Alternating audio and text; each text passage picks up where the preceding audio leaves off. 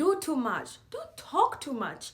Oh, you think you know? No, you don't. Shut your mouth as a woman and a man will love and accept you. Shut your mouth as a woman and a marriage will work out.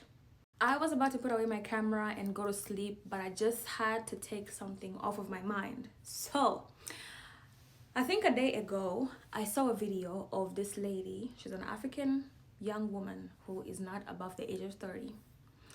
She's married and has a child by a man. And she was talking about how, and I'm gonna quote it, the reason why some of you aren't married yet, or some of you haven't been picked to become wives yet, is because you don't like to humble yourselves. You don't like to be humble. You like to act like you know everything, and that's why you're still not unmarried and single, because no man will choose you. No man will pick you because you always think you're above a man and you know everything. And she proceeded to say that as a woman, for a marriage to work, you have to be meek and humble and don't talk too much and don't do too much. And I saw the video and I was like, okay, don't get angry. Go to the comments. Maybe there's hope. I went to the comments and I saw a whole village of girls, African girls in the year 2025, agreeing. Are you guys all right? The best advice in this scenario that she could have given was maybe for a marriage to work, both parties have to be humble and approach it as something new. Both parties have to come into this thing letting aside what they think they know in order to create space for learning more from each other and in a marriage, in this union. But no. When it comes to Africans giving advice to women about marriage, it's always you have to diminish yourself as a woman for the acceptance of a man and for him to marry you. This is the problem we have as a lot of Africans. And it is so sad. And I wish women would use their brains to understand that a lot of this advice is always being given to women. To diminish yourself, diminish yourself, diminish yourself, diminish yourself. Don't be too much, don't do too much, don't speak too much, don't do too much as a woman to be accepted and to be married. However, men never. You have never seen or met an African man being sat down and told that as a man, you have to go in your marriage as a humble man. You have to be a man who doesn't talk too much or speak too much or beat your wife, or you have to be a man who's humble for your wife to accept you as a husband. You never hear that. This is why most African men approach marriage in such an arrogant way. They enter marriages so arrogantly because they had no guidance whatsoever. They had nobody sitting them down telling them you have to be humble as a husband, you have to be respectful, you have to be a good leader. Treat your wife like something and someone so special. You never see African men receiving advice like that. But it's always women. Don't do this, he will leave you. Cook for him, he will leave you. It's always women being told to walk on eggshells, diminish yourself, don't show too much, don't do too much, do this too much, don't do that too much. Otherwise, you will lose your husband and your marriage will go to waste. As if the responsibility of a good marriage only depends on a woman. Are we for real? And I'm speaking about this with such passion because you would think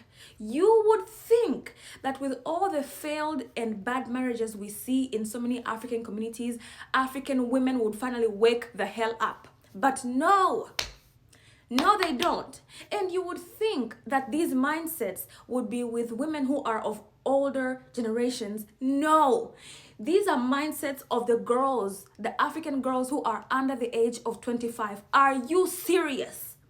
What is it going to take for young African women to wake up to the truth? Don't do this, don't do that. You can't be this, you can't be that. Otherwise, he will leave you. He will not marry you. He will get another woman. He will find another. Are you for real? When did we put men on such pedestals simply because they're men? So according to most African cultures and beliefs, we must respect a man because it is something that has a penis between its legs and it can grow a beard. Therefore, it must be respected. Whatever happened to respecting people because of their mindsets, how they treat people, how they're good leaders, and how they show up properly in the community? Shouldn't we respect those people more than disrespecting someone because they have a penis and they can grow a beard, therefore they deserve respect. And birth givers, people who bring other people into this world, the people who create, quite literally create humans, which is women, should be diminished and disrespected, and should allow disrespect for men.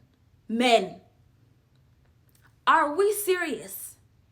And if you are that type of woman and you see me on any social media platform, I don't care if it's YouTube, TikTok, wherever you see me, block me and release me, because I'm not among.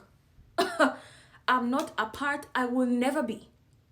You cannot come and lie to me, telling me this, and leaving a man to enter into a marriage with me. Him being arrogant and me coming in with this much knowledge, and then me being mistreated by an idiot because society allowed him to live anyhow and to treat women anyhow without any guidance. I do not deserve that. And any African young lady should stand up and say, you do not deserve that. You deserve respect.